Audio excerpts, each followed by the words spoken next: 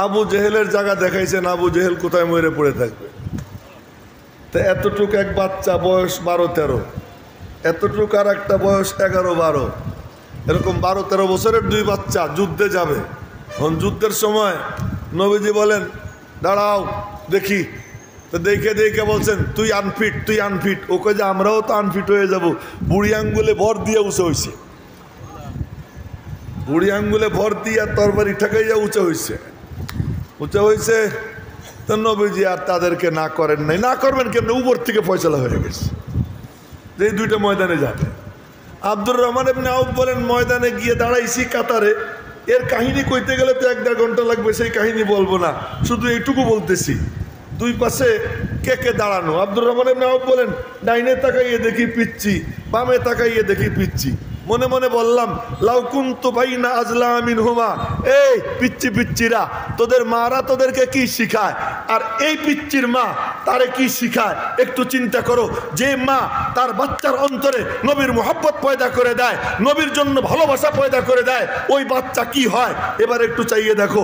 আব্দুর রহমান ইবনে আউফ বলেন যে দুইজনের দিকে তাকাইয়া মনে মনে বললাম লাউ কুনতু বাইনা আজলা মিনহুমা, আজলা মানে তাগড়া জওয়ান সুস্বাস্থ্যের অধিকারী, দুই জওয়ানের মাঝে যদি থাকতাম কতই না ভালো হইতো। এই চিন্তা করতে না করতে ডান দিক থেকে চিমটি দিছি। আমি রমজানের পর থেকে একটা দৃশ্য দেখতে দেখতে বারবার খালি মনে পড়ে এ কোন কারবার। রমজানের পরে ঈদের পরে মানুষ কয়েকদিন ছুটি পালন করে, উৎসবে ব্যস্ত থাকে, কেউ কক্সবাজার যায়। এই বাবারা এদিক ওদিক তাকাইস না, চোখের দিকে রাখ। কেউ কক্সবাজার যায়, যাদের পয়সা বেশি তারা বিদেশে সিঙ্গাপুরে যায়, থাইল্যান্ডে যায়, আমেরিকায় যায়। আমাদের দেশের ইয়াং ছেলেপেলেরা কুয়াকাটা যায়, কক্সবাজারে যায়, বিভিন্ন জায়গায় ঘুরতে যায়।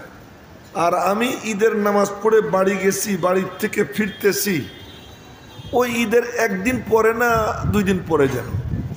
তো এর মধ্যে রাস্তায় এক মসজিদে নামাজ পড়ার জন্য গাড়ি থামাইছি পদ্মা সেতুর আগে। তো গাড়ির থেকে নাইমা যখন আসর পড়ার জন্য মসজিদে ঢুকছি, তো অজু করে এরপরে দেখি ইমাম সাহেব পানির মেশিন ছাড়তেছেন, মোটর ছাড়তেছেন। তা আমি অজু করে যাওয়ার পরে উনি আমাকে গামছা দিলেন, হুজুর হাত মোছেন। তা আমি হাত মোছার পরে বলতেছে কি, হুজুর আপনি যে হাত মুছে যান কয়েকদিন পর্যন্ত আমি আতরের ঘ্রাণ পাই। এই কথা বলার পরে আমার এত ভিতরটায় এমন হইল, আমি আমার পকেট থেকে 500 টাকা কসকসা নোট, 100 টাকার 5 নোট তারে দিলাম। এরপরে বললাম ইমাম একজন আলেম, ঈদের সময় সবাই করতেছে ফুর্তি, আমি দেখলাম রাস্তায়, আর এ হলো মুসল্লিদের জন্য অজুর পানির ব্যবস্থা করতেছে। এ হলো আলেম, এরা হলো ওয়ারাসাতুল আম্বিয়া।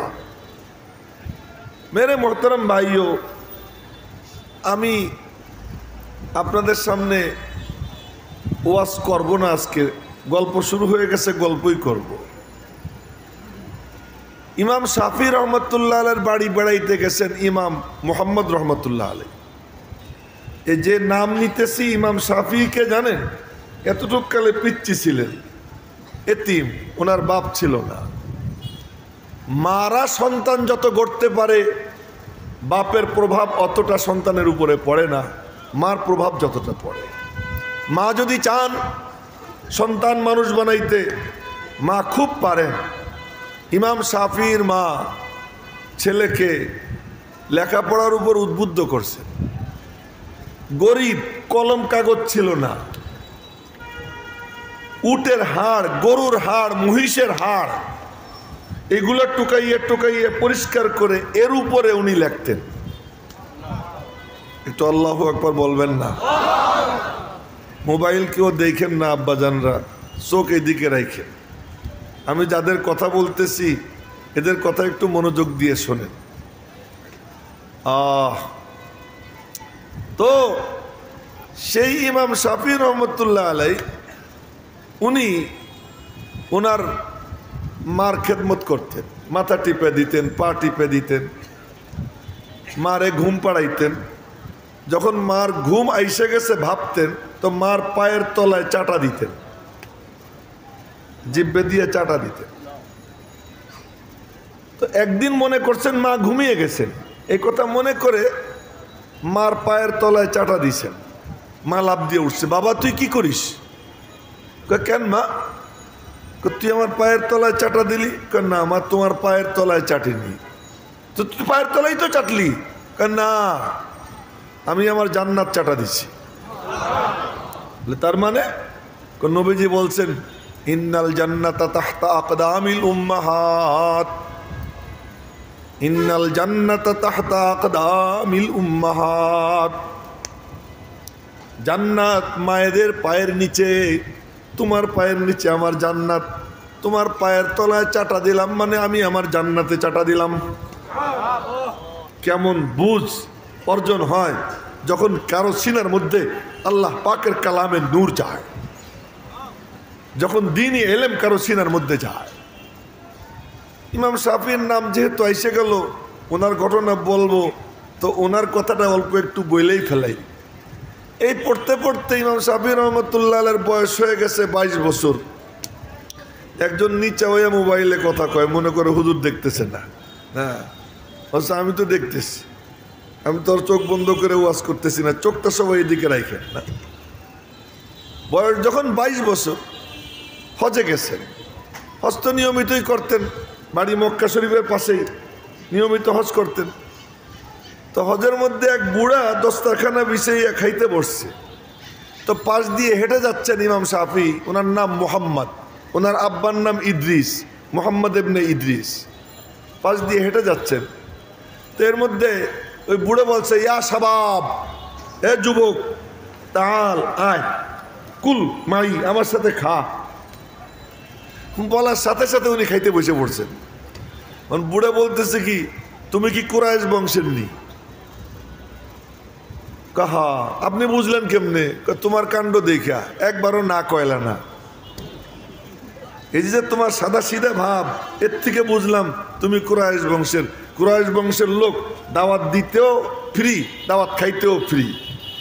গল্প সল্প করতে করতে বুড়ারা জিজ্ঞেস করে, আঙ্কেল আপনি কোন জায়গার থেকে আসছেন? কয় মদিনা শরীফ থেকে। কয় মদিনা শরীফে একজন ইমাম আছেন না? হ্যাঁ ইমাম মালিক। কাহা আছে? তো আমার একটু তার কাছে নিয়ে যাবেন, আমার একটু নিয়ে যাবেন তার কাছে। কয় যে কেমনে নিব?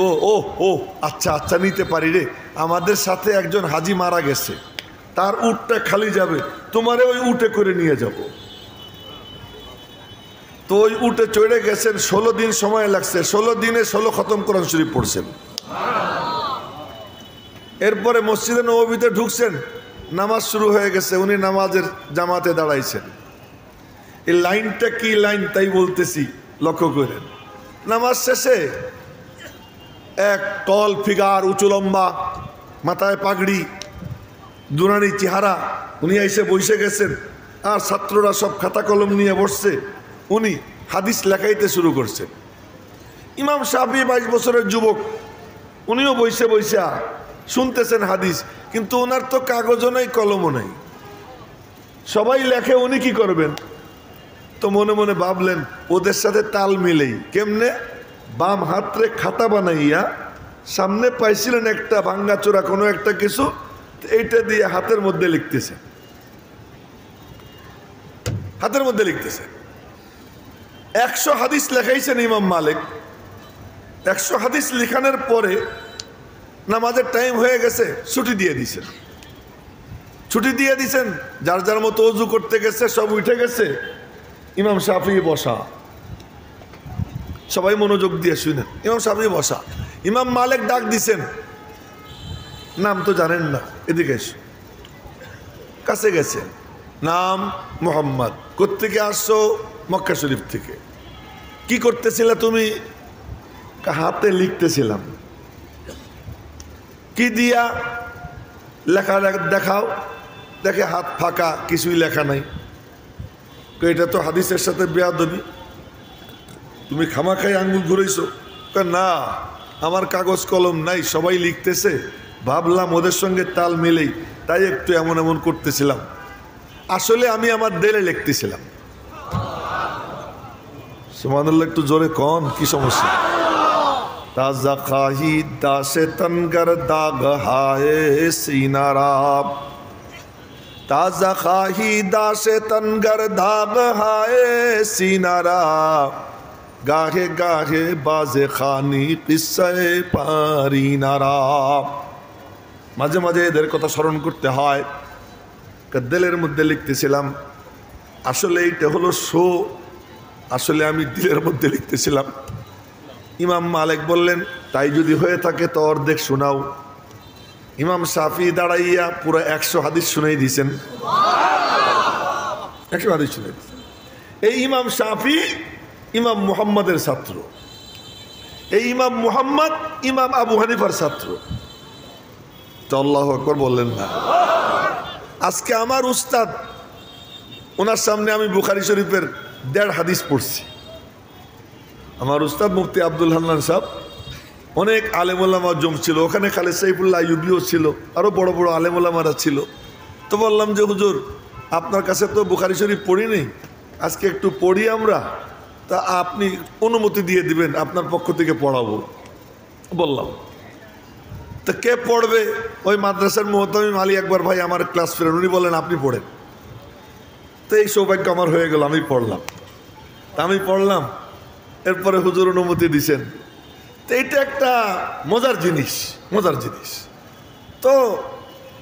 তো বলতেছিলাম যে ইমাম মুহাম্মদ রহমতুল্লাহ আলাই ইমাম আবু হানিফার ছাত্র, ওই ইমাম মুহাম্মাদের ছাত্র।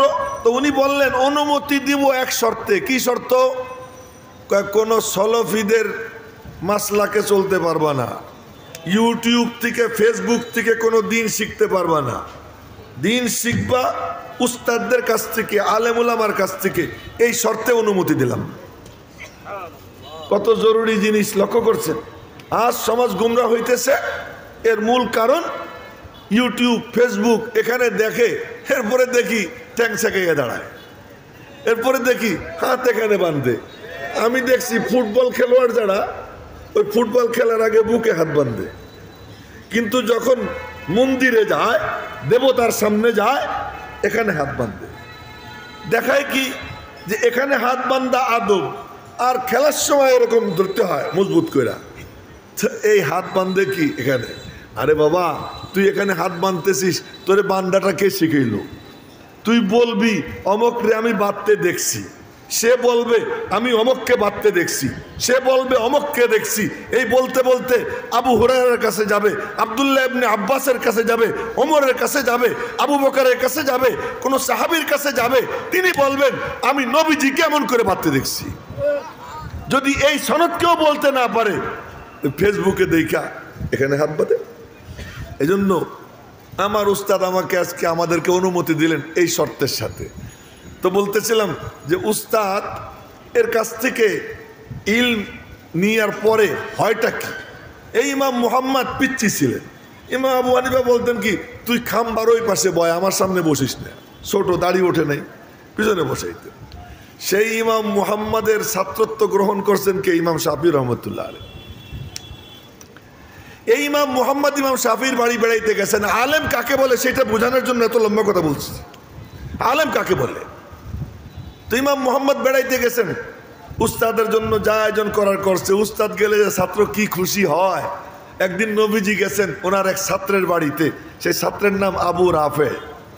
মনে থাকবেন নাম? জি কইলো মাত্র 2-3 জন, সবাই মনে রাখবেন নি? নবীজির ছাত্র, তার নাম কি? আবু রাফে। আবু রাফে, আবু রাফের বাড়ি বেড়াইতে গেছেন। বাড়ির সামনে গিয়ে সালাম দিয়েছেন, আসসালামু আলাইকুম রহমতুল্লাহ। আবু রাফে তো আওয়াজ শুনে বুঝে ফেলাইছে, সালামের জবাব দিয়ে দৌড়ে আসছে। ঘাম ঝরতেছে, এখন আমার কিছু কিছু ঘাম এর থেকে অনেক বেশি ঘাম ঝরতেছিল ওনার। বলে কি করতেছিলা? বকরি পাকাইতেছিলাম। বকরি? বকরি পাকাইতেছিলা, আচ্ছা নিয়ে আসো।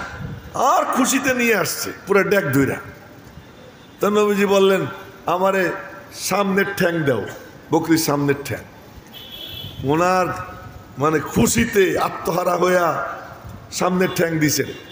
তো নবীজি খায়া চাইটা চুইটা পরিষ্কার করে ফেলাই দিয়ে বললেন সামনের ঠ্যাং দাও। তো সামনের ঠ্যাং আর এক কান দিয়েছে। খায়া পরিষ্কার করে ফেলাই দিয়ে বললেন সামনের ঠ্যাং দাও। কে ইয়া রাসূলুল্লাহ, বকরির এক বকরির সামনের ঠ্যাং তো দুইটাই থাকে, আর একটা কই পাবো? নবীজি বললেন তুই করলিটা কি? আমার কাছে বকরির সামনের ঠ্যাং খাইতে খুব মজা লাগে, আমি এখন খাইতেছিলাম, আল্লাহর ফয়সালা হয়ে গেছিল, আমি যতক্ষণ চাবো তুই যদি দিতে থাকতি আমার আল্লাহ আমারে দিতেই থাকতো। তুই তো মাঝখানে এটা নষ্ট করে দিলি। তো ছাত্রের বাড়িতে উস্তাদ গেলে ছাত্র কেমন খুশি হয়। আমি গেলাম একবার এই শরীয়তপুরের গুসাইর হাট, আজ থেকে বেশ 8-10 বছর আগে। তো গুসাইর হাট আমি চেয়ারে বসছি, ছাত্র ওখানে দাঁড়াইয়ে আমার নাম ঘোষণা করতেছে, আমি ওয়াজ করব। তো বলতে বলতে এক পর্যায়ে বলে কি, হুজুর আমার কাছে কয়েক বছর পড়ছে। আমি তার কাছে পড়ছি। মানে মানুষ ছিল প্রায় 7-8 হাজার মানুষ। একজন মানুষও মাইন্ড করে নাই, সবাই বুঝে ফেলাইছে যে ও খুশিতে বলবে একটা, বলে ফেলাইছে আর একটা। হুজুরের পেয়ে খুশি হয়েছে। আমাদের লাইনটা এমন না, এই দেখেন না মৌলানা খালেদ সাহেব লাইবি কি চমৎকার ওয়াইস, কত সুন্দর বয়ান করে, তার বয়ানে মন্ত্রমুগ্ধের মতো আমিও শুনি। কিন্তু ওই যে আমার কাছে 2-1 দিন পড়ছে, এই পড়ার কারণে ওই দেখলেই এই আদবের সাথে এই আচরণ করবে। এটা আমাদের লাইনের বৈশিষ্ট্য। এখনো আমার জুতা নিয়ে আমার পিছে পিছে হাঁটে, দাড়ি পাইকে গেছে, দাঁত পড়ে গেছে। কিন্তু আমার ছাত্র যেহেতু, আমি মুদাররিসে শুরু করছি তখন আমার বয়স হলো 20 বছর। তো যারা দাওরা হাদিস পড়তো ম্যাক্সিমাম বয়সে আমার থেকে বড়। এই কেউ 7 বছরের বড়, কেউ 5 বছরের বড়, এদেরকে পড়াইছি। এরা সব বুড়ো হয়ে গেছে, লাঠি বর দিয়ে দিয়ে আমার সামনে হাঁটে। আমি কিন্তু এখনো জুয়ান। আল্লাহ পাকের কি মর্জি। তো এই রাস্তাটা এমন। তো ইমাম শাফির বাড়িতে গেছেন ইমাম মুহাম্মদ। এই কথা শোনানোর জন্য কত কথা কইলাম না, মনোযোগ দিয়েন। কেন বললাম এত কথা? ইমাম মুহাম্মদ বেড়াইতে গেছেন। আলেম কাকে বলে? ইমাম শাফি অনেক আয়োজন করছেন, উস্তাদরে খাওয়াই টাওয়াইয়া, আরো ঘটনা শোনাবো। উস্তাদরে খাওয়াইয়া টাওয়াইয়া রাত্রে বিছনা করে দিয়ে হুজুরে শুইতে দিছেন। ইমাম মুহাম্মদ বললেন আমার একটা কুপি জ্বালাইয়া দাও। কুপি চেনেন তো? কুপি আলগাবাতি, আমাদের ফরিদপুরে বলে কুপা,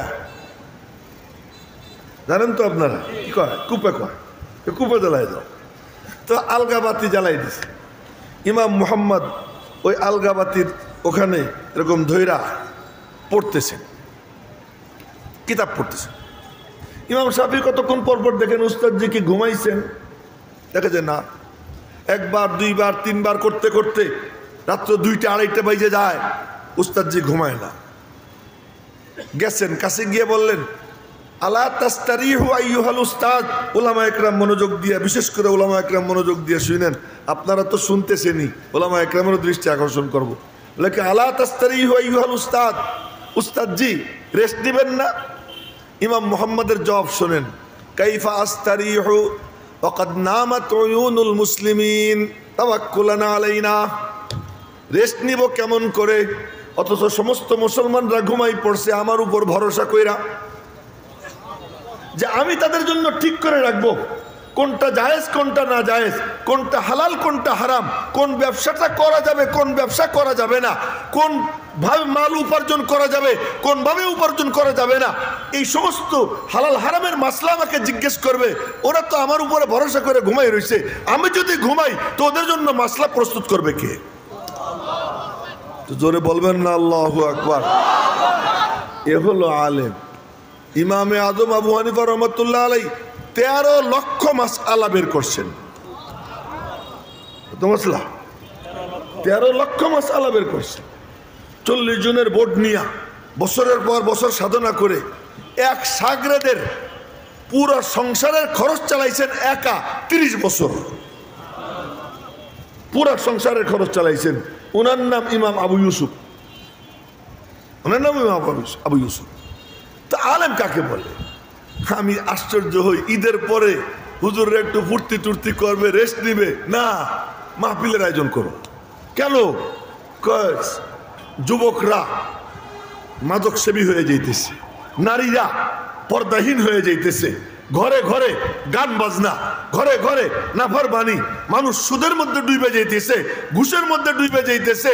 এই মানুষগুলোকে কেমনে জাহান্নামের পথ থেকে ফিরাইয়া জান্নাতের পথে উঠানো যায়, এই জন্য হুজুররা পেরেশান।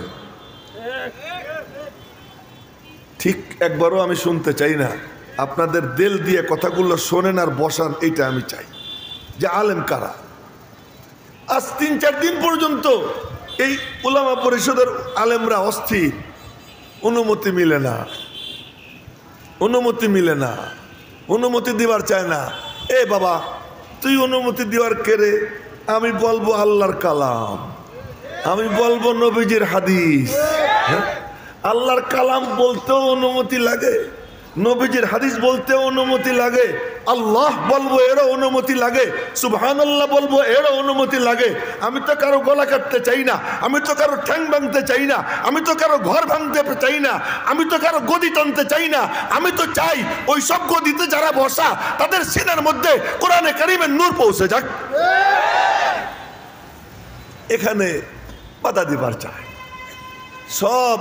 আপনারা দেখছেন না, যখন করোনা আসলো না, এই মনোযোগ দিয়ে শুনেন কথা, যখন করোনা আসলো, গার্মেন্টসে কোনো করোনা নাই, বাসের মধ্যে কোনো করোনা নাই, সব করোনা মসজিদের মধ্যে ঢুকছে। মনে পড়ে? 5 জন, পরে কয় যে 10 জন, এরপরে কয় এতখানি ফাঁক দিয়ে দিয়া। আর ওদিকে যখন ঘরে গিয়া স্বামী স্ত্রী শুইছে, তখন মনে হয় মাঝখানে দেড়ার ফাঁক ছিল। হ্যাঁ, কোনো ফাঁক ছিল না তো, ওখানে করোনা নাই, ওখানে করোনা নাই। গার্মেন্টসে মেয়েরা গাদাগাদি করে কাজ করতেছে, ওখানে কোনো করোনা নাই। গার্মেন্টসের শ্রমিকরা বাসে উঠতেছে ঠাসাঠাসি কইরা, ওখানে করোনা নাই। করোনা মসজিদের মধ্যে ঢুকছে। আজীব ব্যাপার। কোনো একটা বাহানা আসলে সর্বপ্রথম কি মাইকের আওয়াজ হইতেছে। মাইকের আওয়াজ যখন টিং টিং ডিং ডিং হয়, তখন তোমার খুব মজা লাগে। মাইকের আওয়াজে যখন গানের আওয়াজ তোমার কানে যায়, আমি তোমায় ভালোবাসি, তখন তোমার খুব ভালো লাগে। কিন্তু মাইকের আওয়াজে যখন এই আওয়াজটা যায়, আল্লাহু আকবার বলেন তো, আল্লাহু আকবার বলেন তো, সুবহানাল্লাহ, আলহামদুলিল্লাহ, লা ইলাহা ইল্লাল্লাহ, আল্লাহু আকবার, এই আওয়াজ যখন যায়, তখন যার কষ্ট লাগে, বোঝা গেল তার ভিতরে রোগ আছে, তার ভিতরে রোগ আছে। তার গান শুনতে ভালো লাগে, কোরআন শুনতে ভালো লাগে না, আল্লাহর নাম শুনতে ভালো লাগে না। আরে আল্লাহর নাম যখন বাতাসে যায়, এই বাতাস থেকে সরে না। যে যে কথা বলে, ওই কথা বাতাসের মধ্যে জমা হয়ে থাকে। যে আল্লাহ বলে, তার আল্লাহ জমা হয়ে থাকে। আর এই আল্লাহ বলতে বলতে আল্লাহ বাতাসকে নুরানি বানাইয়া দেয়। ওই বাতাস যে ঘরে যায়, ওই ঘরের সন্তান সন্ততিকে আল্লাহ পাক নুরানি সন্তান বানাইয়া দেয়। তোমরা গান বাজনার আওয়াজ ব্যাপক করতে কোনো সমস্যা বোধ করো না কেন? ওইটা গেলে তো আমাদের মতো শুয়োর হবে, ওই আওয়াজ গেলে আমাদের মতো কুত্তা হবে, ওই আওয়াজ গেলে আমাদের মতো ঘুষখোর হবে, ওই আওয়াজ গেলে আমাদের মতো সুদখোর হবে, ওই আওয়াজ গেলে আমাদের মতো বেহায়া হবে, ওই আওয়াজ গেলে আমরা যেমন চাই তেমন হবে, ইহুদি খ্রিস্টান চায় যেমন চায় তেমন হবে। কিন্তু তোমরা যতই চেষ্টা করো, এখন কিন্তু কান্দাকাটি শুরু করছে যে মৌলবীদের এই আওয়াজের ধাক্কায় এখন দেখা যায় স্কুলে ছাত্র ভর্তি হইতেছে না, সব মাদ্রাসায় ঢুকতেছে। কেমনে ঠকাবা? ये नूर खुदा है ये कभी बुझ न सकेगा, ये नूर खुदा है ये कभी बुझ न सकेगा, जितना ही दबाओगे उसे वो उभरता रहेगा। এরা সব মানে মন টন খারাপ। তা আমি আব্বাস মাদারীপুরে কইলাম, পিসাবরে কইলাম, পিসাব বলেন তো, এই যে ঠেকানোর চেষ্টা হয়েছে, এর মধ্যে কতবার আল্লাহরে ডাকার সুযোগ হয়েছে? জোরে কন্যা আল্লাহু আকবার। ওরা কিন্তু আমাদের বন্ধু, যারা বাধা দেয় ওরা কি আমাদের বন্ধু। এ নিচের দিকে কেউ তাকাবে না, এই যে নিচের দিকে চোখ একবারও যাবে না, চোখের দিকে।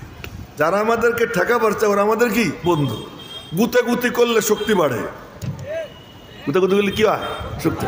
ওই যে ঠেকানোর চেষ্টা করছে, এই জন্য ওলামা একরামের ওই মালিকের সাথে তাল্লুক হয়ে গেছে। কি হয়ে গেছে? সম্পর্ক হয়ে গেছে। আর ওখান থেকে যখন মঞ্জুর হয়ে যায় তো ঠেকানোর সামর্থ্য দুনিয়াতে কার আছে বলেন? এই জন্য আমাদেরকে খুশাইও না, আমরা সাধারণভাবে চলতে চাই, সহজ সরলভাবে চলতে চাই, কিন্তু যদি উস্কেইয়ে দেয় আর তখন একবার যদি আলেমরা সিদ্ধান্ত নিয়ে নেয় তোদের সাথে কোনো যোগাযোগ করবই না, মালিকের সাথে যোগাযোগ করব, এই ফয়সালায় যদি একবার আলেমরা এসে যায়, আল্লাহর কসম কোনো শক্তি তাদের মোকাবেলায় টিকতে পারবে না। এমনি আমরা ভালো আছি, নরম আছি, নরম আছি।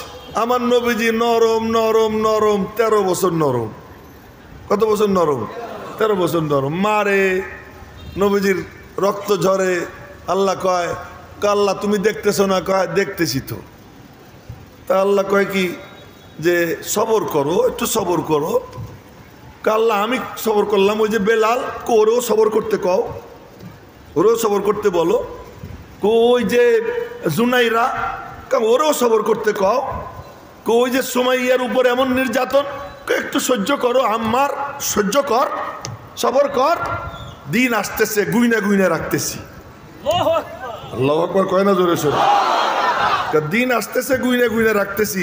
এই জন্য যারা গুতেগুতি করবা, খুশাখুশি করবা, এই যাদের সিনার মধ্যে আল্লাহর কালামের মোহাব্বত, যাদের সিনার মধ্যে ইমানের নূর, যারা মানুষকে ইমানের নূর দেওয়ার জন্য ডাকে, তাদেরকে যখন খুশাখুশি করবা, ওই খুশাখুশির সময় তাদের এখানে যখন গুতা লাগে, মালিকেরও কিন্তু কষ্ট লাগে। এটা কিন্তু মনে রেখো, মালিকের কষ্ট লাগে। এই কথা এখানে রাইখা এক মজার কাহিনী শুনে। আমাদের পয়লা বৈশাখ হয় না? এই ওই যে ওইটা দেখতেছি, আর একদিকে তাকাইছে, আর একদিকে তাকাবা না। পয়লা বৈশাখ সাইজা গুইজা, সাইজা গুইজা সব বাইরে, স্বামী স্ত্রী দুইজন বাইরে এসে সাইজা গুইজা, এমন বেহায়ার বেহায়া, নিজের বউটারে সাজাইয়া মানুষের দেখায়। আরে তোর বউরে সাজাইয়া তুই দেখবি, নিজের বউরে অন্যরা কেউ দেখায়। তোমার বউ তুমি দেখবা, তোমার জন্য সাজবে। আর মেয়েরাও এত বেহায়া, বাইরে গেলে সাজে, ভিতরে আসলে মুখে কালি লেগে থাকে। এটা কি? তুমি সাজবা তোমার স্বামীর জন্য, আর স্বামীও এমন যে কিছু কয় না, বাইরে যাওয়ার সময় ভালো করে সাইজে বাইরেও মানুষজন দেখে বলে ও চমৎকার একটা বউ। আজীব ব্যাপার, তোর একটু হায়া লজ্জা নাই? তো সাইজে গুইজে বের হয়েছে। সাইজে গুইজে বের হওয়ার পরে একটু গুড়ি গুড়ি বৃষ্টি পড়তেছিল। তো ওই বৃষ্টির মধ্যে এক হুজুর তসবিহ পড়তে পড়তে হেঁটে যাইতেছেন। তো ওনার খড়ম থেকে, আগে আগে কিন্তু হুজুররা খড়ম পাই দিত, জানেননি আপনারা? খড়ম পাই দিত। ওই খড়মের থেকে সিটা একটু কাদা ওই বউয়ের শাড়িতে লাগছে। তার যে বউ তো না, ওয়াইফ লাগছে, ওয়াইফের শাড়িতে লাগছে। শাড়িতে লাগার পরে বউ কাকে যে দেখছো কি করলো আমার। তো এখন ওই হাজব্যান্ড, স্বামী না, হাজব্যান্ড বলতেছে, এ মৌলবি তেরে সাথ আঁখ নেই, এ মৌলবি তোর সাথে চোখ নাই? मैंने ख्याल नहीं किया, माफ कर दीजिए, আমি লক্ষ্য করে নেই, মাফ করে দেন। ও তো নরম, মাফ করে দাও, আমি লক্ষ্য করে নিই। কিন্তু ওই কমবাক ওনার একটা থাপ্পড় দিছে, আহলুল্লাহ আল্লাহর ওলির একটা থাপ্পড় দিছে। মনে মনে কয় যে মালিক, উমাইয়ার হাতও তো তোমার হাতে ছিল, তারে দিয়ে তুমি বেলাল রে যখন মারাইছো, আর আমি কোন ছাতা, আমারও একটা থাপ্পড় তুমি দেওয়াইলা। তুমি যখন থাপ্পড় দিয়ে খুশি, আমিও থাপ্পড় খেয়ে খুশি, মনে মনে বলছে। বলে হাঁটা দিছে। কিছু দূর যাওয়ার পরে একটা হোটেলে, ওই হোটেলের যে মালিক সে দুধ জ্বালাইতেছে, শীতকাল। তো হুজুর দেখে ডাক দিছে, আসসালামু আলাইকুম হুজুর। জি হুজুর, আসেন বসেন। বসার পরেই এক গ্লাস গরম দুধ দিছে, খান। আমার দুধ দিচ্ছেন কেন? আজকে আমি মনে মনে নিয়ত করছিলাম প্রথম দোকান খোলার পরে যারে পাবো তার এক গ্লাস দুধ খাওয়াবো, আপনারাই প্রথম পাইছি, খান। দুধ খাইছে। দুধ খাইয়া কদ্দূর গিয়া আকাশের দিকে তাকাইয়া কয়, আরে আল্লাহ, থাপ্পড় भी खिलाता है, दूध भी पिलाता है। আরে আল্লাহ, থাপ্পড়ও খাওয়াও, আবার দুধও পান করাও, তোমার যা মর্জি তাই করো। সুবহানাল্লাহ। জিন্দা কুনি আতায়ে তু ওয়ারবু কুশি ফেদায়ে তু, जिंदा कुनिया तोए तू अरबु खुशी फिदाए तू दिल शुदा मुबतलाए तू हर चे कुनी रजाए तू তুমি যদি জিন্দা রাখো তোমার দান, তুমি যদি মারতে চাও আমি তোমার উপর কোরবান, তুমি যা করো তার উপর রাজি। এই বলতে বলতে হেঁটে যেতেছে। এর মধ্যে হাজব্যান্ড ওয়াইফ তারা বাসায় উঠতে গেছে, বাসাটা একটু উঁচু, সিঁড়ি না এমনি আর কি স্লোপ করা। তো উঠতে গেছে, উঠতে গিয়ে স্বামী পিছলে খেয়ে পড়ে গেছে। আবার স্বামী কয়ে ফেরালাম হাজব্যান্ড পিছলে খেয়ে পড়ে গেছে। পিছলে খেয়ে পড়লে একটু হাঁটু টাটু ছিলবে, ব্যথা বুঝতে পাবে, ও গোড়ার ডিম জায়গায় মরে গেছে। তো যখন মরে গেছে সাথে সাথে ওই ওয়াইফ বলতেছে মুল্লা কি বদদোয়া লাগ গই। তো মুল্লা কি বদদোয়া লাগ গই যখন বলছে আশপাশের মানুষ শুনছে মুল্লার বদদোয়া লেগে গেছে, তার মানে কি? তো স্ত্রীরে জিজ্ঞেস করার পরে পুরা কাহিনী খুলে বলছে। খুলে বলার পরে এলাকাবাসী হুজুরের কাছে গেছে, হুজুর उसने तो आपको एक थप्पड़ ही दिया था, माफ कर देते, बददुआ क्यों की? ও তো আপনার একটা থাপ্পড়ই দিছিল, মাফ করে দিতেন, বদদুয়া কেন করলেন? আমি তো কোনো বদদুয়া করিনি। তো মরল কেন? মরল কেন মানে এমনি এমনি মরে গেছে। असल बात ये है कि उसकी बीबी के कपड़े में मैला लगा, उसके दिल में चोट लगी, चूँकि उसको उसकी बीबी से मोहब्बत है इसलिए उसने मुझे थप्पड़ मारा, और मेरे को भी किसी से मोहब्बत है। जब मेरे गाल पर जब थप्पड़ पड़ा ना तो उसको चोट लगी, उसने बदला ले लिया, अब मैं क्या करूं? যে তার বিবির সাথে তার মোহাব্বত, ওখানে কাদা লাগছে, তার মনে ব্যথা লাগছে, সে আমারে থাপ্পড় দিছে, আমারেও কেউ মহব্বত করে, তো ব্যথা তার লাগছে, বদলা উনি নিছেন, আমি তার কি করব? এজন্য সাবধান। তো বলতেছি নবীজির আল্লাহ বললেন সবর করো। আহা, কয় যে উল্টা পাল্টা বলে মনটা ভাঙ্গে যায়। আল্লাহ কয় কি? ওয়ালাকাদ না'লামু, ওলামা একরাম মনোযোগ দিয়ে শুনে, ওয়ালাকাদ না'লামু আন্নাকা ইয়াযীকু সাদরুকা বিমা ইয়াকুলুন, আমি আল্লাহ ভালো করে জানি তোমার মনটা ছোট হয়ে যায়, ওদের কথা শুনে মনটা ছোট হয়ে যায়, ওদের টেলিফোনের আলাপ শুনে মনটা ছোট হয়ে যায়, ওদের নিষেধাজ্ঞার খবর আসলে পরে তোমার চোখ দিয়ে পানি আসে, তোমার মনটা ছোট হয়ে যায়, আমি আল্লাহ জানি। ওয়ালাকাদ না'লামু আন্নাকা ইয়াযীকু সাদরুকা, তোমার সিনাটা সংকীর্ণ হয়ে যায়, মনটা ছোট হয়ে যায় ওদের কথার কারণে। তা তোমার চিকিৎসা কি জানো? তুমি আর কারো কাছে যাও না, আর কারো কাছে অভিযোগ করো না, আইসা আমার সামনে দাঁড়াইয়া যাও, আল্লাহু আকবার, তুই আমার সামনে দাঁড়াও, দাঁড়াইয়া আল্লাহু আকবার বলে দাঁড়াইয়া ফাসাব্বিহ বিহামদি রাব্বিকা, তুমি তোমার রব্বের প্রশংসায় পঞ্চমুখ হও, ওয়াকুম মিনাস সাজিদিন, আমার কদমে সিজদায় পড়ে যাও। ওই সিজদায় পড়লে তোমার দিলের যে কষ্ট আমি আল্লাহ দূর করে দেব। চিকিৎসা কে দিছেন? তা আমাদের ঘাবড়ানোর কি আছে? মন ছোট করার কি আছে? সমস্যার কি? এমন তো নবীজির সাথে হয়েছে না, আমাদের আকাবেরের সঙ্গে হয়েছে। আজীব এক কিস্তা, আপনার তো কষ্ট হইতেছে না? আজীব কিস্তা মনে পড়ে গেল। কোরআন শরীফ হাতে নিয়ে গেছেন আহমদ আলী লাহোরী রহমতুল্লাহ আলাই, রইসুল মুফাসসিরিন ওই জামানার, এবং ওনার পরে ওনার মতো এত বড় মুফাসসির আর আসছে বলে আমার জানা নেই। আহমদ আলী লাহোরী রহমতুল্লাহ আলাই উনি তাফসির করতেন। উনি কেমন ছিলেন জানেন? আসেনি কারো কাছে রুমাল থাকলে একটা রুমাল আমার কাছে দাও, আরে বড় রুমাল, তোমার পকেটের হাত রুমালের কথা কইছি। তো ওনার মাথায় পাগড়ি থাকতো, তো এই পাগড়ি খুইলা রাইখে দিছেন, রাইখে দিয়ে ওযু করতেছেন। তো এক সাগরেদ সে মনে মনে কয় পাগড়ির একটু বরকত নেই, বসে পাগড়ির একটু বরকত নেই। তো পাগড়ি কেবল মাথায় রাখছে, মাথায় রাখার সাথে সাথে দেখে এদিকে শুয়ার, ওদিকে কুত্তা, ওদিকে বান্দর, কোনো মানুষ চোখে পড়ে না। তাড়াতাড়ি কইরা পাগড়ি মাথার থেকে রেখে দিয়া দুই চোখ দিয়ে পানি পড়তেছে, কাঁদতেছে। আহমদ আলী লাহোরী রহমতুল্লাহ আলাই ওযু শেষ করে পাগড়ি মাথায় দিছেন, দেখেন যে সাগরেদ কাঁদতেছে। বললেন, বাবা কান্দিস কেন, কি হয়েছে? উস্তাদ জি, আপনার পাগড়ি বরকতের জন্য মাথায় দিছিলাম, চতুর্দিকে চাইয়ে দেখি কোনো মানুষ দেখা যায় না, শুয়ার কুত্তা দেখা যায়।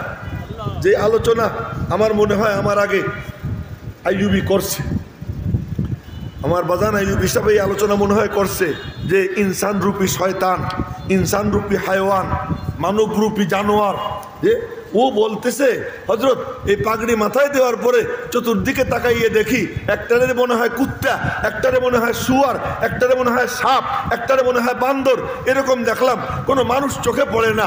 উনি বললেন তুই তো আজকে একবার দেখলি এই কাঁদতেছিস, আমি তো 19-20 বছর যাবৎ কাঁদতেছি। এই আহমদ আলী লাহোরী রহমতুল্লাহ আলাই কোরআন শরীফ হাতে নিয়া মসজিদে মসজিদে ঘুরে ঘুরে তাফসির করতেন। এক মসজিদে গেছেন তাফসির করতে কোরআনে করিম হাতে নিয়া, তার নামাজের পরে বলছেন ভাইও আপ সব बैठ जाओ, मैं अल्लाह के कलाम तुम्हें सुनाऊंगा, তো বসো আমি আল্লাহর কালাম তোমাদেরকে শোনাবো। তো ওখানে কিছু ছিল খাজা বাবা, চেনেন নি খাজা বাবা? হ্যাঁ, না চিনলে চিনে নিয়েন পরে। কিছু খাজা ছিল দাঁত ছাড়া, বেদাতি, যাদের কি কয় বেদাতি, মানে দাঁত ছাড়া।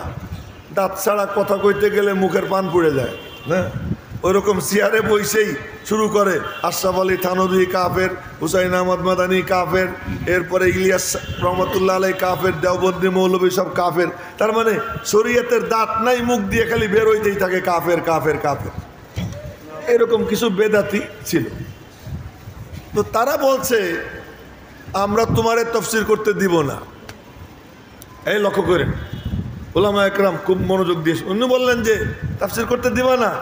না, ঠিক আছে।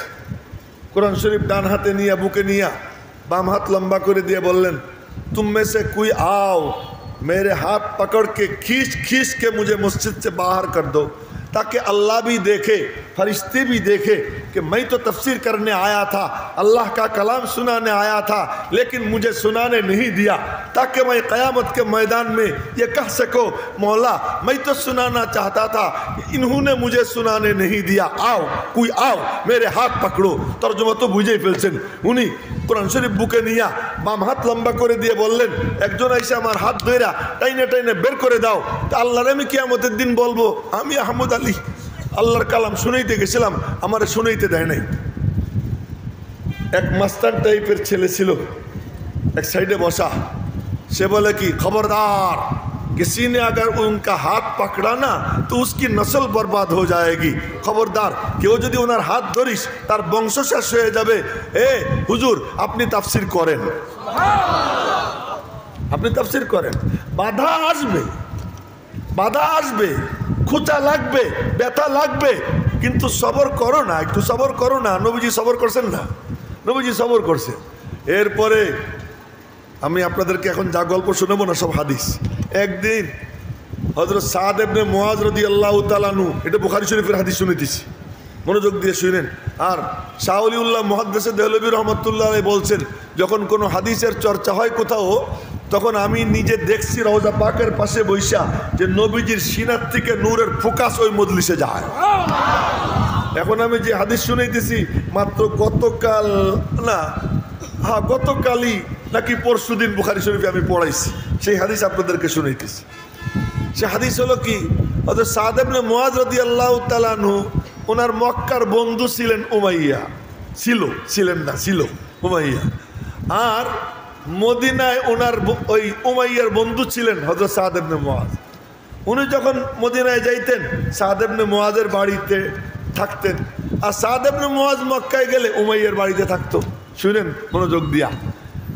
একবার হযরত সাদ ইবনে মুআজ রাদিয়াল্লাহু তাআলা আনহু মক্কায় গেছেন, গিয়ে উমাইয়ার বাড়িতে অবস্থান নিয়ে বলতেছেন উমাইয়া একটা নির্জন সময় দেখো, আমি একটু আল্লাহর ঘরে তওয়াব করব, একটা নির্জন সময় দেখো আল্লাহর ঘরে তওয়াব করব। তো সাদ ইবনে মুআজকে নিয়ে উমাইয়া দুপুরবেলায় বের হইছে। যখন দুপুরবেলায় বের হইছে, আর যেখানে বাঘের ভয় সেখানে রাত পোহায়, আবু জেহেলের সঙ্গে দেখা। আবু জেহেল বলে এ আবু সফওয়ান, উমাইয়ার উপনাম আবু সফওয়ান, মাম্মা আকা একে সাদ। সাদ এক নামে পরিচিত, মক্কা শরীফ থেকে মদিনা শরীফ 450 কিলোমিটার, 455 কিলোমিটার আমি গাড়িতে গুনছি। এই এত দূরের ব্যক্তি কিন্তু এক নামে পরিচিত, এ সাদ। কালা আরাকা তাতুফু বিমক্কা তামিনান ওয়াকাদ আওয়াইতুমুস সুবাতা ওয়া জামতুম আন্নাকুম তানসুরুনহুম ওয়া তুঈনুনহুম। আমি দেখতেছি না যে তুমি খুব নিরাপদে এখানে ঘুরে বেড়াইতেছো, অথচ তুমি ধর্মান্তরিতদেরকে আশ্রয় দিছো। তোমরা যদি আবু সফওয়ান না থাকতো, উমাইয়া না থাকতো, তো তোমারে আমি সাইজ করে দিতাম বলতেছে। আল্লাহ হযরত সাদ ইবনে মুআয উনি বললেন, এই তুই যদি আমারে আল্লাহর ঘরে তওয়াফ করতে বাধা দিস, তোর মদিনার পাশ দিয়ে যাওয়ার রাস্তা আমি বন্ধ করে দেব। আল্লাহু আকবার কয় না? আরে মুমিন কোন সময় দুর্বল হয় নাকি? এটাই দেখছেন, মুমিন দুর্বল হয় না। তুই যদি আমারে বাধা দিস আল্লাহর ঘরে তওয়াফ করতে, তোর মদিনার পাশ দিয়ে যে সিরিয়ায় যাও, ওখান থেকে ধান চাউল গম কেন, ওই খাদ্য বন্ধ করে দেব। এখন উমাইয়া কয় কি, এই মক্কার সর্দার, কথা আসতে কম, তুই চুপ কর, তোর সর্দার রাখ, তোর সর্দার বলতেছে। দানা আনকা ইয়া উমাইয়া, বুখারী শরীফের হাদিসের ভাষা, দানা আনকা ইয়া উমাইয়া, এ উমাইয়া তুই শর্ত যা। কিসের তোর সর্দার? নবীজি আমারে বলছেন, নবীজি আমি এবং নবীজি আর আমরা মিলা তোরে বদরে হত্যা করব। ও আস্তাগফিরুল্লাহ, বদরে না, তোরে আমরা হত্যা করব, নবীজি বলে দিছেন। এই কথা যখন শুনছে উমাইয়া কয় কি, মক্কায় হত্যা করবা? হত্যা যে হবে একিন হয়ে গেছে, এখন কি মক্কায় না কোন জায়গায় তা জানি না, হত্যা করবেন নবীজি বলছেন। নবীজি আগেই বলে দিছেন হত্যা হবে, এবং বলে দিছেন এই জায়গা আবু জেহেল ময়রা পড়ে থাকবে, এখানে উমাইয়া ময়রা পড়ে থাকবে, এখানে উতবা ময়রা পড়ে থাকবে, এখানে সাইবা ময়রা পড়ে থাকবে, এখানে মুগীরা ময়রা পড়ে থাকবে, এখানে ওয়ালিদ ইবনে মুগীরা ময়রা পড়ে থাকবে।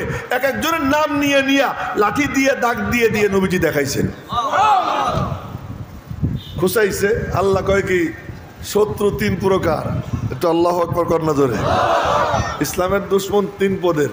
কিছু দুশ্মন এমন যাদেরকে আল্লাহ মারছে, যেমন ফিরাউনরে মারছে কে? ওয়াগরাকনা আলা ফিরাউনের বংশধর সব ডুবাই মারছে কে? আল্লাহ। আর মুসা আলাইহিস সালাম আর বনি ইসরাইল তারা খুশি হয়েছে, কিন্তু অত খুশি লাগে না। নিজে মারতে না পারলে খুশি লাগেনি, নিজে হাতে একটা দিতে পারলে সাংঘাতিক খুশি লাগে। কিন্তু আমি আবার অন্যরকম, মারার চিন্তা করলেই আমার মনের মধ্যে কেমনে মারি এই ভাব, মানে মারার চিন্তাটাই আসে না আমার। যাই হোক, আমি দুর্বল এই কারণে, কিন্তু নিজে হাতে মারতে পারা বড় মজা। আল্লাহ কয় আর এক পদের শত্রু, যাদেরকে আমি আল্লাহ মারাবো আমার বন্ধুদের হাত দিয়া, ওদের অন্তরকে শান্তি দেওয়ার জন্য। তারা কারা জানিস? বলে তারা হলো আমার নবীজি এবং তার সাহাবীরা। কোরআনে কারীমের 10 পারার 8 পৃষ্ঠার প্রথম আয়াত পড়তেছি, শোনেন। কাতিলুহুম ইউআযিবুহুমুল্লাহু বিআইদিকুম ওয়া ইউখজিহিম ওয়া ইয়ানসুরকুম আলাইহিম ওয়া ইয়াশফি সুদুরা কওমিন মুমিনিন। একটু সবর কর, সময় আসতেছে, তখন আমি সাইজ করব। সাইজ করলেন কেমনে? বদরের ময়দানে আল্লাহ তাআলা উপস্থিত করে দিলেন। বাসা গুলা সব খান্নাসগুলো, বড় বড় শয়তানগুলোকে আল্লাহ তাআলা টাইনা নিয়া জমা করে দিয়া এরপরে মারাইছে। মারানের সিস্টেমটা কি? উমাইয়া কয় কি যে বেলাল দেখছে যে ওই যে উমাইয়া, তো বেলাল রে তো মারতো। বেলাল কয় যে ওই যে উমাইয়া রে ধর। তো বেলাল যখন দৌড় দিছে, উমাইয়া দৌড় দিছে। এখন উমাইয়া কয়, বেলাল কয় কি, লা নাজাউতু ইন নাজা উমাইয়া মুক্তি পেয়ে গেলে আমার মুক্তি নাই রে, তোরা কোথায় আয়। তো মদিনার ইয়াং ম্যানরা সব ছুটছে বেলালের পিছে। হায় রে সুবহানাল্লাহ। এখন উমাইয়ার আবার বন্ধু ছিলেন আব্দুর রহমান ইবনে আউফ, গিয়ে কয় ভাই আমারে বাঁচান, ওই যে বেলাল আসতেছে। তোরে কেমনে বাঁচাবো? কোনো উপায় নাই, এগুলো কথা তো শুনবে না। তো এক কাম কর, তুই শুয়ে পড়। উমাইয়ারে শোয়াইছে। আব্দুর রহমান ইবনে আউফ উমাইয়ার উপরে শুয়ে পড়ছে। তো অন্তত আব্দুর রহমান ইবনে আউফ তো আর কোপ দিবে না, মনে মনে ভাবছে। আল্লাহ কয় যে উমাইয়ারে তো এখানেই মরবে, ফয়সালা তো কইরেই রাখছি, তা কেমনে মরে? তো বেলাল আর তার দলবল মিলে তীর পাছার মধ্যে ঢুকিয়ে দিছে। কোথায় ঢুকেছে? শুনতে খারাপ লাগতেছে। পাছার মধ্যে ঢুকেছে। পাছার মধ্যে ঢুকায় আর তীর ঘুরায়। কেমন লাগে? মজা। কেমন মজা লাগে। হ্যাঁ, তীর পাশার মধ্যে দেয় আর ঘুরায়। আব্দুর রহমান না, আপনারে মারতেছি না, কিন্তু আপনারা তো মারতে পারি না, ওরে মারার তো আর কোনো সিস্টেম নাই। কুত্তা কবি না, তুই বেলাল রে যেমন কষ্ট দিছিস, আল্লাহ তাআলা তড়পাইয়া ওরে ওই জায়গা মাইরা ওখানে ফেলাইয়া রাখছেন। পরে আব্দুল্লাহ ইবনে মাসউদ বলেন, আমারে নবীজি দেখাইছেন, বলছেন উমাইয়া এখানে মরে পড়ে থাকবে। আবু জেহেলের জায়গা দেখাইছেন, আবু জেহেল কোথায় মরে পড়ে থাকবে। তো এতটুকু এক বাচ্চা, বয়স 12-13, এতটুকু আর একটা বয়স 11-12, এরকম 12-13 বছরের দুই বাচ্চা যুদ্ধে যাবে।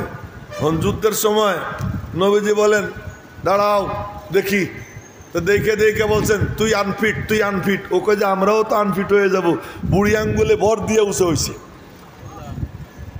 বুড়ি আঙ্গুলে ভর দিয়ে তরবারি ঠেকাইয়া উঁচু হয়েছে। তো নবীজি আর তাদেরকে না করেন নাই। না করবেন কেমন, উপর থেকে ফয়সালা হয়ে গেছে যে এই দুইটা ময়দানে যাবে। আব্দুর রহমান ইবনে আউফ বলেন, ময়দানে গিয়ে দাঁড়াইছি কাতারে। এর কাহিনী কইতে গেলে তো 1-1.5 ঘন্টা লাগবে, সেই কাহিনী বলবো না, শুধু এইটুকু বলতেছি। দুই পাশে কে দাঁড়ানো। আব্দুর রহমান ইবনে আউফ বলেন, ডাইনে তাকাইয়ে দেখি পিচ্ছি, বামে তাকাইয়ে দেখি পিচ্ছি। মনে মনে বললাম, লাউ কুনতু বাইনা আজলা মিনহুমা, এই পিচ্চিরা, তোদের মারা তোদেরকে কি শিখায়, আর এই পিচ্চির মা তারে কি শিখায় একটু চিন্তা করো। যে মা তার বাচ্চার অন্তরে নবীর মুহাব্বত পয়দা করে দেয়, নবীর জন্য ভালোবাসা পয়দা করে দেয়, ওই বাচ্চা কি হয় এবার একটু চাইয়ে দেখো। আব্দুর রহমান ইবনে আউফ বলেন যে দুইজনের দিকে তাকাইয়া মনে মনে বললাম, লাউ কুনতু বাইনা আজলা মিনহুমা, আজলা মানে তাগড়া জওয়ান, সুস্বাস্থ্যের অধিকারী, দুই জওয়ানের মাঝে যদি থাকতাম কতই না ভালো হইতো। এই চিন্তা করতে না করতেই ডান দিক থেকে চিমটি দিছে, চিমটি দিয়ে কয় আম্মি, চাচ্চু। কি বাতিজা? আবু জেহেল কোনটা? আল্লাহু আকবার কয় না রে। আরে আল্লাহ বড় শত্রু মারতে এক কামান দাগায় না, ফেরাউন রে মারতে আল্লাহ কি কোনো কামান টামান ডাগান নাই। নমরুদরে মারার জন্য তাও কি হজরত ল্যাংড়া মশা আলাইহিস সালাম, না ল্যাংড়া মশা আলাইহিস সালাম ওরে দায়িত্ব দিছেন। আরে তারা আলাইহিস সালাম কইলাম, ভালোই তো কইছি, খারাপ কইলে। কুত্তারে যদি বলি রাদিয়াল্লাহু আনহু, তাতেও সমস্যা নাই।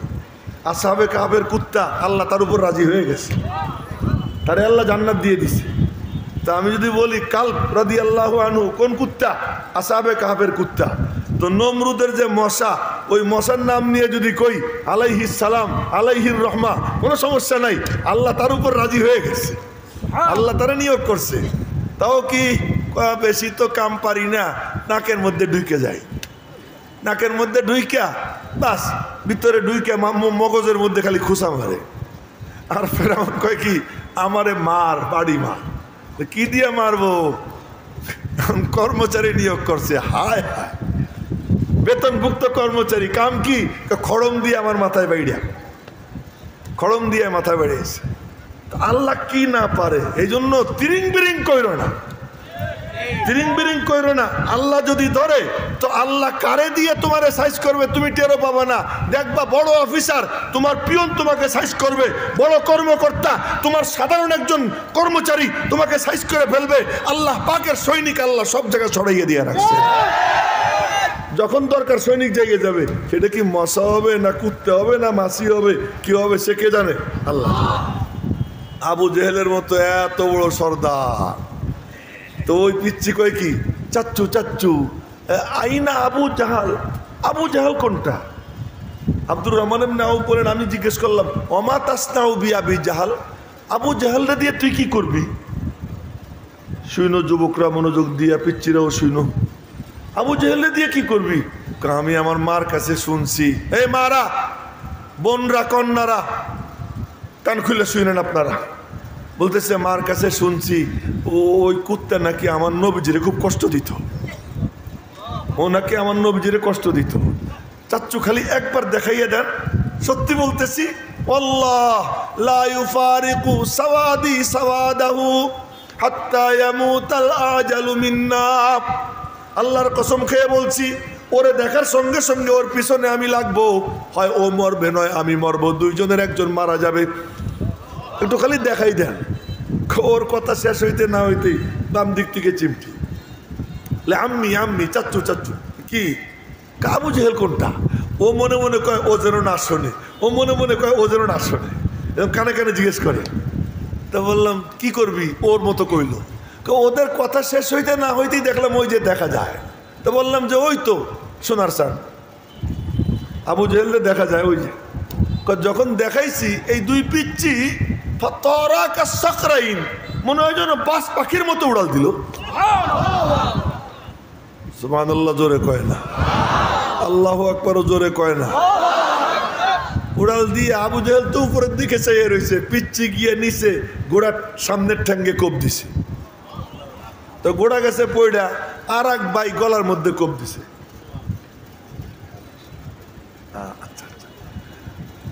তো একজন দিছে ঠ্যাঙ্গে কোপ, একজন দিছে কি গলায়। তো গলায় কোপ দিয়ে পিচ্ছি তো ভালো করে মরছে কি মরে না এই বুঝ কি তার আসেনি। সে মনে মনে কয় নবীজিরে গিয়ে বলবো যে মারছি, আর নবীজি একটা হাসি দিবেন, ওই হাসি দেখবো। দুই ভাই দৌড় দিছে। আবু জেহেলের ছেলে ইকরিমা, পরে উনি মুসলমান হয়ে গেছেন, উনি সাহাবী, এবং ইয়ারমুকের যুদ্ধে উনি যে পারঙ্গমতা দেখাইছেন, ইকরিমা ইবনে আবি জাহাল, আবু জেহেলের ছেলে। তো উনি কোপ দিছেন একজনের হাতে, এখান থেকে হাত কাইটে গেছে কিন্তু ঝুলে রয়েছে, ওদিকে কোনো খেয়াল নাই। একবার উহ আহ কয় না, খুশিতে বাঘ বাঘ নবীজির কাছে গিয়ে বলে ইয়া রাসূলুল্লাহ কাতাল তো আবা জাহাল, আবু জেহেলের মাইরে আইছি। ও কয় কি ইয়া রাসূলুল্লাহ ও না আমি মারছি। ও কয় যে না ও না আমি মারছি। আরে ঝগড়া। নবীজি বললেন দেখি তোমাদের তরবারি। তরবারি দিছে। তো নবীজি তরবারি পরীক্ষা করে দেখলেন একটার মধ্যে ঘোড়ার রক্ত, একটার মধ্যে মানুষের রক্ত। তো মনে মনে চিন্তা করছেন বলবেন যে তুমি ঘোড়া মারছো, তুমি আবু জেহেলরে মারছো। জিবরাইল এসে কয় না না না ওইটা বলা যাবে না। জিবরাইল তো ময়দানে উপস্থিত, জিবরাইল ময়দানে উপস্থিত, এবং ওই দিন জিবরাইল যুদ্ধের পোশাক পরে আইছে, অস্ত্র নিয়ে আইছে, 3000 ফেরেশতার নেতৃত্ব দিচ্ছে, আর আইসে বলতেছে ভয় পেয়েন না, আরো 5000 রিজার্ভ আছে। 3000-এর নেতৃত্ব দিচ্ছে, 5000 রিজার্ভ আছে। নবীজি বলতেছেন ওই যে জিবরাইলটা আমি দেখতেছি, জিবরাইল বলতেছে আকদিম হাইজুম, হাইজুম তুই আগে বাড়। জিবরাইলের ঘোড়ার নাম হাইজুম, এইটাও হাদিসের মধ্যে আসছে। জিবরাইল আলাইহি আদাতুল হারব, সশস্ত্র অবস্থায় জিবরাইল ময়দানে। জিবরাইল যখন আসছে নবীজি বলেন জিবরাইল এই পোশাকে কেন? আজকে আমিও যুদ্ধ করব, আজকে আমি সেনাপতি, ফেরেশতাদের সেনাপতি। আল্লাহ পাক ফেরেশতা পাঠাইছে। তো জিবরাইল বলে ওটা বলা যাবে না। কি? দুইজনই মারছে আল্লাহর দরবারে, দুইজনই কাতেলে আবু জাহাল। এবার নবীজি বললেন কেলাকুমা কাতালাহু, দুইজনই মারছো। তো এত দুশ্চিন্তার কি আছে? একটু খুশা খাও, একটু ধমক খাও, একটু আতঙ্কিত হবা, এমন আসবে, বাধা আসবে, কিন্তু এই বাধা তোমাকে যেন দুর্বল না করে। তুন্দে বাদে মুখালিফ সে না ঘবরাও ওকাব, ইয়ে তো চলতি হ্যায় তুঝে উঁচা উড়ানে কে লিয়ে। যত প্রতিকূল বাতাস আসে বাস পাখি তত উপরে উঠে। এজন্য ঠেকাইতে যাওয়া যত আওয়াজ বাড়বে তত। তো জোরে কন্যা আল্লাহু আকবার। এজন্য কথা কোন দিকে চলে গেছে বলতেছিলাম যে কোরআনে কারীমের তিলাওয়াত, আল্লাহর নামের জিকির, আল্লাহর নাম, এর দ্বারা বাতাস নুরানি হয়।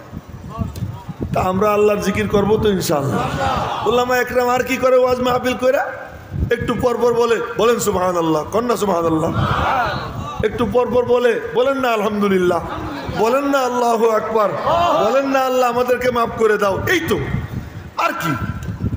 কারো মানে খুঁটে দাও, কাউরে যে গ্রামের ভাষায় কইতে হয়, খুঁটে দেওয়ার কথা তো আমরা কই না, বাস দেওয়ার কথাও তো বলি না, উস্কানিমূলক কথাও তো বলি না। আসো দিনের পথে, গান বাজনা বন্ধ করো, ঘরে কোরআনে কারীমের তেলাওয়াত চালু করো। গান বাজনা চলবে, তোমার সন্তান এক একটা বান্দর হবে, কুত্তে হবে, শুয়ার হবে, আল্লাহর কালামের তেলাওয়াত চলবে। আল্লাহ পাক তোমার ঘরে হুজাইফার মতো, আবু হুরায়রার মতো সন্তান পয়দা করে দিবে। উলামা একরাম এই ডাকি তো দেয়, সেই ডাকি এই মৌচাক ইউনিয়ন উলামা পরিষদ সেই ডাক দিয়েই আপনাদেরকে এখানে জমা করছে। যতক্ষণ আলোচনা এখানে হয়েছে, এর আগে আরো হবে, এর সব থেকে মনে মনে নিয়ত করব আল্লাহ যেন আমার সিনায় হেদায়েতের নূর দান করে দেয়। রাজি আছেন এই নিয়ত করে শুনতে ইনশাআল্লাহ? আচ্ছা, এখন আমি জিজ্ঞেস করতে চাই যে এই যে মৌচাক উলামা ইউনিয়ন উলামা পরিষদ যে আয়োজন করছে, এরকম আয়োজন হওয়াতে আপনারা খুশি না বেজার? এরকম আয়োজন হোক, এটা অব্যাহত থাকুক, এটা চান নাকি এবারের মতোই শেষ হক? এটা চান? কারা কারা চান হাত উঁচা করেন তো। আল্লাহু আকবার। আল্লাহ তুমি হাতগুলো কবুল করে নাও।